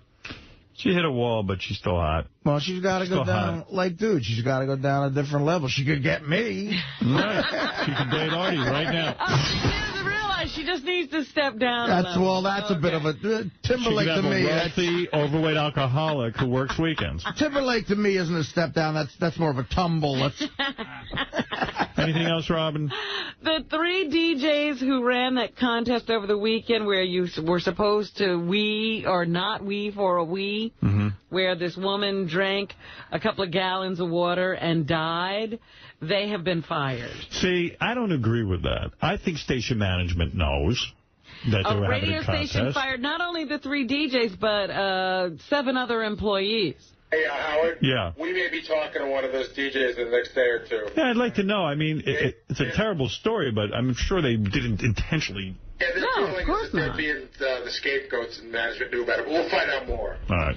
Well, they worked for KDND, their morning rave, and they were fired yesterday after the station said it was suspending the show and investigating the death of Jennifer Lee Strange. Jennifer has been preliminarily said to have died of water intoxication. They say that if you drink a great deal of water in a short period of time, it can throw off your electrolyte balance, cause swelling of the brain, and all kinds of crazy things that can lead to death. Wow. Really? Yeah. So that's what they're saying it is. I don't know how the guys at the radio station were supposed to know she couldn't drink water. Too much water can kill you. We've drank a lot of water on the air to pee in diapers, but that's about it. And we all survived. So, yeah. And she had kids, you know, she was trying to win them this weed and Nintendo games. Artie's suddenly becoming interested in water. You can get high on water. Yeah. Hey, man. Yeah, maybe you can give up booze. Can I buy got any pure Deer Park? Also in the news, we were talking about this yesterday, this David Beckham, the soccer player, he's coming to the U.S. to play soccer in Los Angeles. He annoys the hell out of me, this guy. And they say it's probably because he wants a movie career. Is there anything that would help people watch soccer? I mean, even in the United States? Like Posh Spice showing up and David Beckham, who's a good-looking dude, play. I mean, is that really going to help? And I hate when they tell me, when I give them shit about how boring soccer is, they go, they are the best, they are way better athletes than baseball players. And I'm like, I acknowledge that, but I don't want to watch a great athlete shave either. They're doing something, they're great athletes doing something boring. I'm going to tell you, I never watched soccer before, but I was in Italy during the World Cup, and Italy was in the finals. They're so into it. So we went to one of the bars, and we were watching. We sat there for hours. Boring. Yeah. Nothing happened. Oh, it's so boring. The bar scene's fun. But, you know, but they're coming up with all kinds of promotions now. They got blowjob day. You know how we have, like, Bat Day? Maybe that will help. You go to the game and you get a blowjob from Posh Spice? That would be nice. That's a good move. That's an idea. But you're right, nothing happens. Nothing happens. It's and so they dull. finally, it was down to kickoffs. I love football. Watching football is fun. Football's a great, exciting game. Absolutely. Yeah. So they're going to try once again to make soccer popular here. They say, you know, is he going to be okay with going, you know, down to 25,000 people watching him per game? I'm like, how are you going to get 25,000? 25,000 is a dream. I don't see that happening. But they have soccer stadiums so large in Europe, they hold 100,000 people. Yeah, but, you know, it's like people said to me, oh, how can you go to satellite? It's a smaller audience right now. I go, well, it's not that much smaller when you think about it. Right now, we're at 6 million. I go, I never had all 350 million radio owners listening to me. You know, I had somewhere between 10 and 12 million people. We might even have that many already. That could be true. 2 people are listening to a satellite radio. So, you know, what does he care? He's getting a good payday, and he's going to play soccer. You know, it's weird. A buddy of mine carpools to work, and the guy who drives has Sirius, and the 3 guys in the car don't. So it's weird. Like, they do hear the show, the guys without Sirius. Yeah, absolutely. That's exactly what I'm talking about. There's a lot of examples like that, I bet. Yes, absolutely. I'm getting a little bit sick of Rachel Ray. A little bit. Ever since she made me pay $500 for Dana's haircut to go eat a sandwich, I can't take it. They just renewed her 6-month-old show for another 2 years. It's the most popular of the new talk shows was put out this year. And not only is she in a successful TV show, she has a little empire going where she has her own line of cookware, books, one of the fastest-growing magazines in the country, and even a music CD. My grandmother, my Italian aunts love her. Yeah, a lot of women like her. They say, how hot is she? Her catchphrase, EVO, What's for that? extra virgin olive oil, is being included in the next edition of the Oxford American Dictionary. Artie's wearing a new T-shirt. That's her catchphrase? I hear Batali and Emerald say that. She's the one who's, or Evo, whatever she calls it. Yeah, she has her own little catchphrase. Yeah, I'm trying to get a catchphrase. I don't have one. Extra virgin olive oil, and that's going into a... KMA. KMA, what's that? Kiss my ass. Come on. I like, I like Lydia, that broad, the fat Italian. Oh, like to eat. Fidelia, whatever her name is. Felidia, yeah, right. Felidia, yeah. Robin gave me and Dana one year Felidia gift certificates. You ever go to that restaurant? No. That's good stuff, huh? Solid Italian food. What else you got there, Robin? We were talking about this earlier this morning. Paul Sorvino pulled a gun to protect his daughter from her ex-boyfriend who had threatened to kill her. Well, you know, I mean, what's going on there? She says he got in my father's face and said, "Go ahead, Paul, shoot. I ain't done nothing wrong." That according to Amanda Sorvino, the 36-year-old daughter of Paul. She said, "You have done something wrong. You're abusing the English language." I ain't done nothing wrong. The judge granted her a protection from abuse order against Daniel Sneed, her 21-year-old boyfriend. Her father took action because he arrived at the scene of a confrontation at a hotel in Vermont before the cops could get there. Paul is also the father of Mira. Or Mira Sorvino. Mira Sorvino, yeah. That's her name. Did you hear about the guy who had kicked and punched his 5-month-old dog to death? No, I hate that. Oleg Zadamov. Hi, my name is Oleg Zadamov, and I beat my dog to death. 35 years old, from Manhattan. He was originally facing 2 years in prison, but I guess they're reducing the charges. He's going to now face 45 days in jail or possibly 3 years probation if he provides evidence that he has health problems. He says that he beat up Leilu, his lab mix, because his girlfriend was stressing him out. Oh, well, that's different. Yeah, that makes sense. That makes sense. You understand that, don't you? Health issues. It's been a bloody day in Baghdad. Attacks in Baghdad, including an explosion at a university, a blast at a marketplace, and a drive-by shooting killed more than 100 people in the Shiite areas of the capital yesterday. So we're having nothing but fun over in Baghdad. That's why we're sending in more troops. We're going to try to put a cap on all this violence. The president has said that he's not happy with the way things are going on in Iraq, and he desperately needs to see things change. Here's the president saying 2006 was a lousy year. Number one. Wow. No question 2006 was a lousy year for Iraq. And so the question I'm now faced with is, do I react to that, or do we just begin keep our head in the sand to leave? Here he compares Iraq to an egg. I don't quite view it as the broken egg. I view it as the cracked egg. Cracked egg. Where we still have a chance to like Humpty Dumpty. Move beyond the broken egg. That's what you call a metaphor for... I love when you fucking income fucking poop. Run around the country explaining things to us. It always sounds so interesting. He also met with the new ambassador of the UN. Do you know who that is? The Secretary General. Yes, Not Liam Madden. the ambassador. It's the Secretary General of the UN. Liam Madden, you mean? Huh? Liam Madden? No. Ban Ki-moon? No, you remember there was Kofi Annan. He Dr. had B? to step down, and now it's Ben Ombi? Ban Ki-moon. As I said, Ban Ki-moon. Number 12, Ban Ki-moon. UN and That's the guy head of the UN? Yep. U.S. have a shared objective of promoting human rights, democracy, and freedom and peace and security, as well as... Is he related to Reverend Sun Myung Moon? No. No.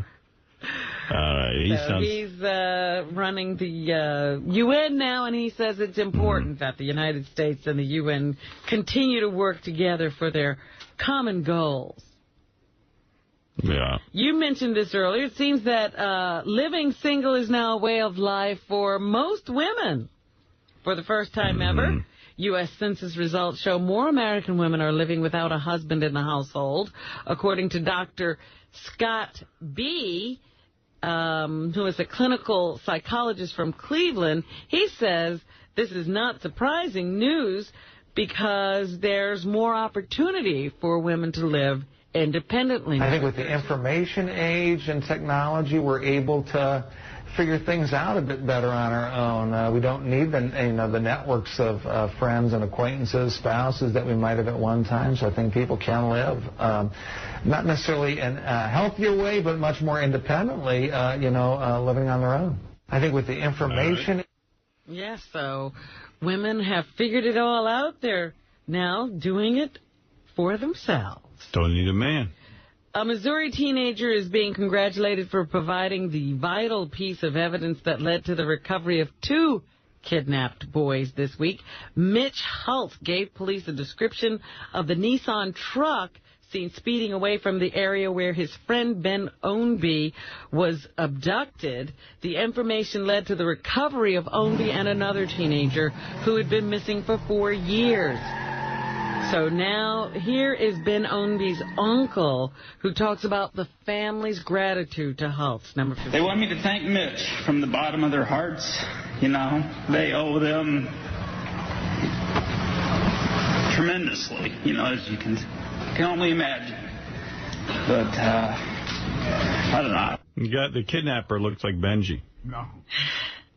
A longtime friend of the Missouri man who's charged with kidnapping, Michael Devlin, is speaking out.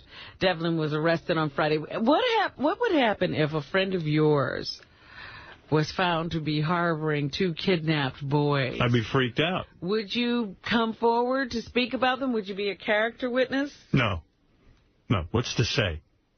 I'd say, listen, I didn't know the guy was a complete nut. No. What do I know? So here's Rob Hart. I'm lucky to have a friend. Who says he was never... I'll finally make a friend. They'll find out he's been hiding young boys in his house. Lucky me. He was never in Devlin's apartment where he was holding the boys. 2-1. And by the way, the picture of Benji and the kidnapper are up on the website. Oh. I was not at the apartment in Kirkwood where this all happened, but we did go to his apartment in St. Louis City, and there was nothing out of the ordinary there. Nothing strange or anything that would make anybody suspicious about anything. So he was very good at covering up this fact. Nobody seemed to know what was going on, that he was the kind of guy who would do this. Michael J. Fox is going to be at the President's State of the Union address next week. He will be the guest of Rhode Island Congressman Jim Langevin. Here's the congressman who says stem cell research offers hopes to millions. What number? 2-2. The thousands of people who are suffering from MS, the thousands of people that are suffering from Alzheimer's disease, the 250,000 people in America who are suffering from and dealing with spinal cord injuries, and the more than 1 million people who are dealing with Parkinson's disease. He says Michael J. Fox has shed light on this issue and raised greater awareness in people, and he hopes he will continue that, and that's why he has invited him to the State of the Union address. All right. Arnold Schwarzenegger is presiding over the state of California, and they have had a cold snap out there, Howard, that Arnold says is destroying this year's orange crop? Citrus crop. Here's Arnold Schwarzenegger, number 6. Extreme temperatures are devastating the great citrus industry here in California. They may lose up to 70% of that crop this year, so you may see a hike in the price of oranges. And Barack Obama has announced that he is putting together one of those exploratory committees to determine if he should make a run for the presidency. I was just thinking what Mama Look a Boo Boo Day said earlier, that black people don't eat vegetables, only ketchup.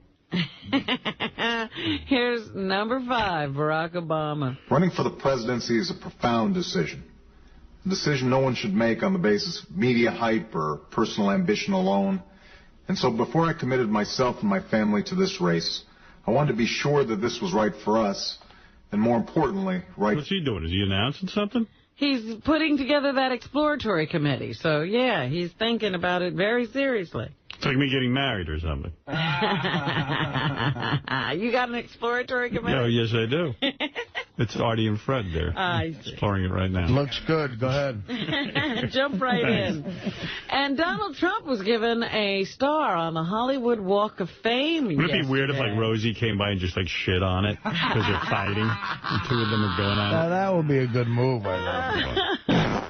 Here's Jay Leno joking about the Donald Trump-Rosie O'Donnell feud, number 7. You like this area? Yeah. Donald likes it here. In fact, this is the first time I've ever heard Donald say anything complimentary about The View. Do you like The View? Look good? The View is good here? Oh, boy, Jay. Jay. He'd be one of the funniest guys You know around. what? I'm taking my vote back. He's the biggest ass kisser. There you go. Trump didn't even invite us. I know. Here's the Donald. He says the Apprentice has been an amazing experience. Thank you all. The experience of The Apprentice has been absolutely amazing. All right. And he says his feud with Rosie O'Donnell is over. If somebody says something on the other side, I always respond. But they have really been well-behaved, and they haven't said anything, so there's nothing to respond to. So there, he says, I guess I shut her up. Right. Shut her down. Finally, there's a movie out now called Alpha Dog, and somebody was telling me at the theater the other day, they thought this was a really good movie. This is the movie in which Justin Timberlake makes his acting debut, and Sharon Stone is also in it. They say she wears a fat suit. Here she talks about playing a real person, 2-3. Sharon Stone? Mm-hmm. Boy, she's everywhere, man. She's at those Golden Globes parading around. It's incredibly challenging, but it's incredibly honoring when you get to play someone and tell their true story. Oh, what is her problem? I'm not a big fan of her. She's so taken with herself. Yeah. And Keith Urban. He's finally been released from rehab so that he can start his marriage with That's a hell of a way to start. That's great. She must be thrilled with her track record of choosing men. They spent his first night of freedom with him accompanying her to the Golden Globe Awards. That's good. Oh, shut up. Nice. Drag him right out to something like that. Yeah. And finally, jury selection will begin on March 19th in the trial of music legend Phil Spector, who is accused of killing B-movie actress Lana Clarkson at his home in California. Spector is 67 and could face life in jail if he's found guilty of murdering the 40-year-old Clarkson. She died on February 3rd, and Spector has maintained that the Barbarian Queen actress committed suicide in his home. That's what's happening. Hey, Howard? Yeah. Can I say sure. something real big stand-up news, people. Sunday night, February 18th, the night before President's Day, I'll be at the Borgata. They've moved me to the big room. Oh. The room that Dave Chappelle was in last time I was there, so I couldn't get in. So it's Sunday night, February 18th, at the Borgata. Yay! One show, get your tickets now. And Super Bowl weekend, I'm at the Luxor in Vegas. So. Thank you. Wow, that's nice. Thank you. Yeah, I'm going to have a good time gambling. Well, congratulations on that. Fred Norris. Good morning. Good morning. Yes. Robin O'Quivers. Good morning. Good morning. Well, good morning to all. We're here. We're queer. We're proud. Oh, wrong channel. Sorry. Get used to it. Yeah. Well, you know, what can I tell you? It's a big day today. Let's see who's on the show today. Jesse the Body Ventura, former wrestler, former governor. Is he coming in person today? Coming in person to talk to us and explain the world to us because we're idiots. You know what's fun? He's a funny-looking guy in person. I think he's gorgeous. And so I think it's better to hear his theories when you're not looking at it. Do you think he's a funny? See, I think he's a good-looking dude. Really? Yeah, I mean, manly. Well, he's manly, but, you know, like the bad dye job on the hair. And he has a shaved head. No, he doesn't anymore. He's got, like, the like, he's got the bald thing and then the hair growing long all around it. Well, we're dudes. He'll hit us. We can't we can't agree with this right now. I got to admit, I never even really thought about it. I just always thought he was a pleasant-looking man, and, you know. I don't think you've seen him lately. Really? Yeah, he's doing, like, the really dark hair for some reason or other. I like when he shaved his head. Yeah, no, he's not. Believe me, they cleaned him up when he was governor. Wow. Because now he's dressing himself again. I'll talk to him. I'll see what he's doing. Yeah, if he's on the phone, we could agree to this, Rob. He's coming in here. Yeah. We like the way he looks. Yeah. Oh, man. Well, let me say good morning to your favorite, Eric the Midget. Oh. He's on the phone, and I couldn't even get to him yesterday. I'm sure he's upset about it. Yeah. Eric, hello, and what can I do for you? Well, I had a couple questions about the merger. I'll answer what I can, but I really don't know much. Go ahead. Well, I was just calling because I want to know if now that the deal is completely done, are we going to have to listen to you talk about it as much as you had in the past? I actually don't think I talked about it a lot, Eric. I kind of didn't think people were that...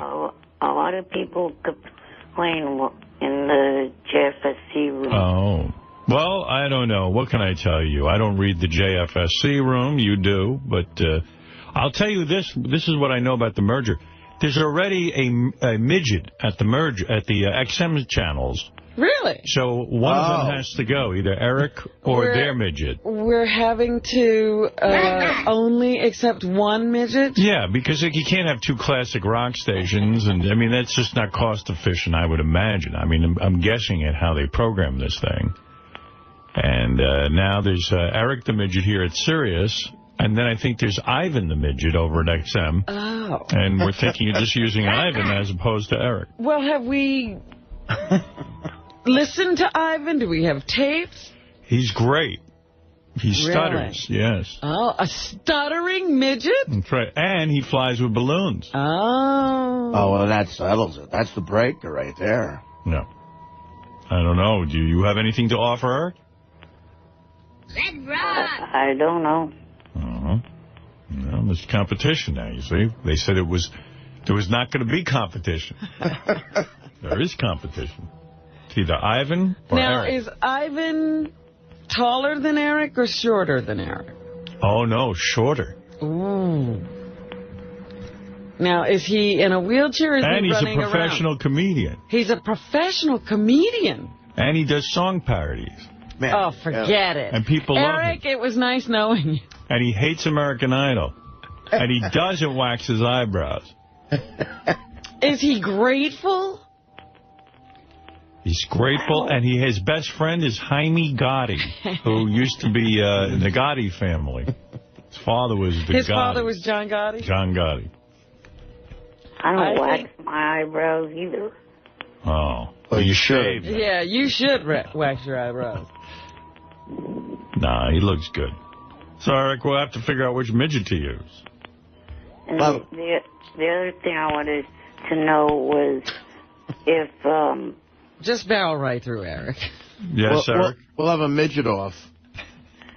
If Mel was to come to you now and say that either your contract has to be cut back some or you have to cut some of your staff, I figure it will be the staff who would go first. Well, first, always, we throw Fred right out the door. Absolutely. Right, Fred? Absolutely. No, I expected that. No, none of my staff, Eric, would go because I would go before the staff. Okay. I wouldn't cut anybody's budget.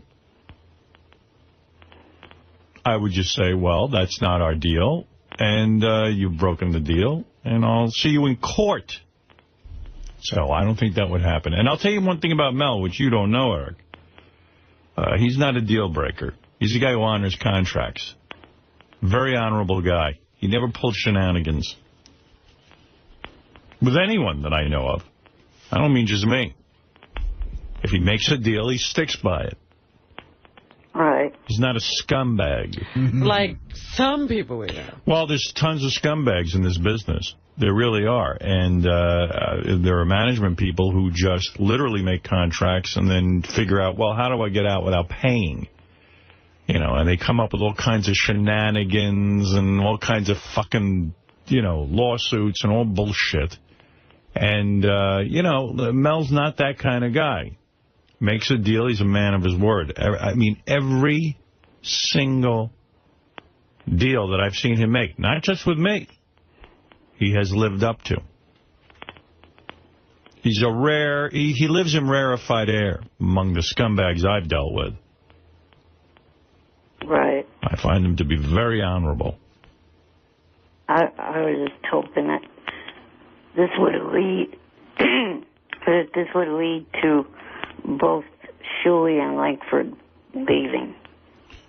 I see. If Mel cuts back, what about Shuley and Langford? Well, I would save $14,000 a year, but well, you got to begin cutting somewhere. What could we do with that? Right. Yeah, and then, well, if you want to get it up to $20 a year, you could cut JD as well for all three. So that's a lot of money. You think we spent $20 on those three people together? I didn't realize it was that much.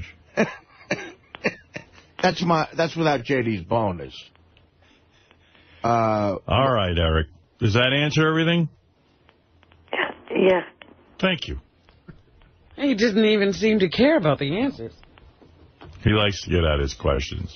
I think he's the mouthpiece for the JFSC, and those were burning questions on the board, apparently. You know what, Eric? Whatever I talk about, whether it be the merger or politics or sex, or there's a contingent of people out there who feel I shouldn't speak about whatever I'm speaking about. They don't appear to like the show. Eric certainly does. He listens probably to the replay as well as live almost every second of the show, and he doesn't like it. The only time I listen is when I'm on hold. Mm-hmm. Really? But you're on hold 4 hours a day. Exactly. Yesterday, I noticed you were on hold for the entire show, almost 5 hours. The show went until 11 o'clock. Right. And you called in the 6 o'clock hour, and I saw you on hold. Right. And I experimented yesterday. I sat there and said, I wonder how long Eric would hold on. And through the whole show, I noticed in the 7 o'clock hour, Eric was still on. 8 o'clock hour, Eric on. 9, 10. Finally, at 11 o'clock, I mean, of course, we clear the phones. So you hear quite a bit of the show. And it's not only when you're on hold. I think you're lying. I think you're being disingenuous, because there are times that I'll be on the air and you've already been on, and I assume you go back to bed, and then there you are again 2 hours later commenting on what we've just been commenting on. See, I don't think you're being genuine. Oh, I don't go to bed, but when I comment on something that you talked about, that's due to the fact that someone in the room told me. Someone told me you were passing out in front of your webcam yesterday. Passing out? That's what they said, and he had a giant red zit on his chin. Let me take a look. Is that true? You had a big zit on your chin? Yeah, there you go. What are you wearing? All green today? Yeah, A's. Yeah. The A's. The A's. The assholes. Yeah, like your team did so great against Boston Sunday night. Well, look at the size of that zit on It's one almost chin. like another head. That is a big zit. I think that zit's weighing you down. I see you trying to cover it, but he had his hand over it. Now I could see it. I mean, between the green clothes and the red zit, he looks like a Christmas ornament.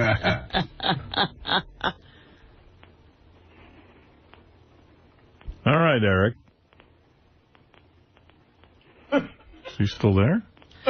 Oh, yeah. He's very slow today. Yeah. It's an energy. Why don't you drink some coffee?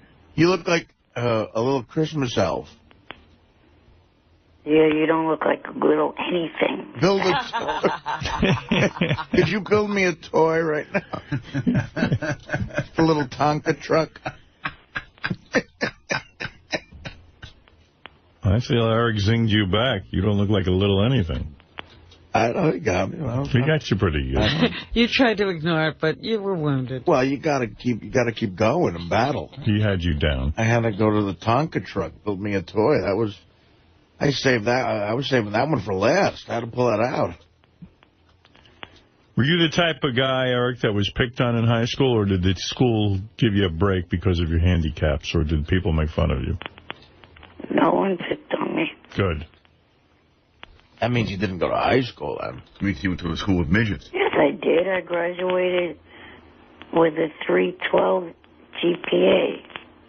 I thought that was your height. 312? How can you have a 312? 3.12. Yeah, there you go. Oh, 3.12. That was your height, Eric. No. Wasn't there a special elevator in your school? For you, I think? Yeah, but that whole thing was started by a student before me.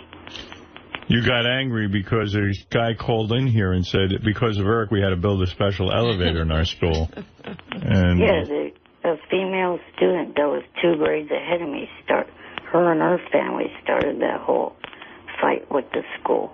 And you were the only one who had the key to that elevator, is that correct? No, I had it, and the girl that was 2 grades ahead of me had one. Well, when she graduated, you were the only one who had the key. No, me and my friend that was in the same grade as I was in. He was handicapped? Yeah. So out of the whole school, only you and this kid could use the elevator? And whoever, got an injury that couldn't walk up the steps or up the ramps, then the school would give them keys, if they got injured in football or something like that. Would other children try to get in the elevator with you, and would you have to tell them, no, you're not allowed? Yeah, sometimes I let them in, though. You let someone in? So your thing, you would let girls in, I bet, mostly. Pretty much. Right. Oh, you ever get blown in there? So it was your Now that's ingenious. You're using an elevator to get laid? Yeah. So you would go in the elevator, and then maybe a girl would say, hey, Eric, do you think I could get a ride in the elevator, too? And you would sneak her in. Right. I don't think it ever worked.